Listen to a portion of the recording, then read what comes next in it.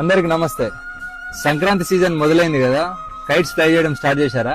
పండగంటే సంతోషం, కానీ మన సంతోషం వేరొకరి ప్రాణాలు తీసేలా ఉండకూడదు. ఇదంతా దేనికి? Yes, Chinese manja.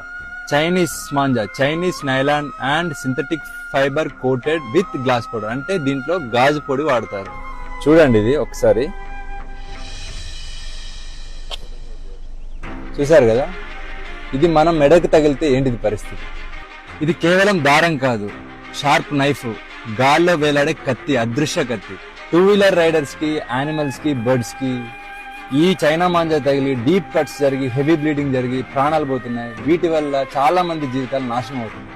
ఒక్క చిన్న సరదా ఎన్నో కుటుంబాల్లో తీరని శోకాన్ని మిగులుస్తుంది. ఇది నాన్ బయోడిగ్రేడబుల్, ఇది భూమిలో కలవదు, ఇది బ్యాండ్ థ్రెడ్.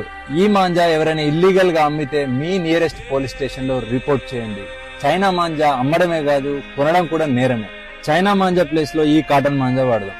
మరీ ముఖ్యంగా ట్రాఫిక్ అండ్ పవర్ లైన్స్ లేని దగ్గర ఓపెన్ గ్రౌండ్స్ లో మాత్రమే ఫ్లై చేద్దాం. పిల్లల్ని మాత్రం మీ ప్రెజెన్స్ లోనే కైట్స్ ఫ్లై చేయనివ్వండి. మీ సరదా ఎవ్వరికి శాపం కాకూడదు. For this Sankranti, say no to China manja. Thank you. Jai Hind.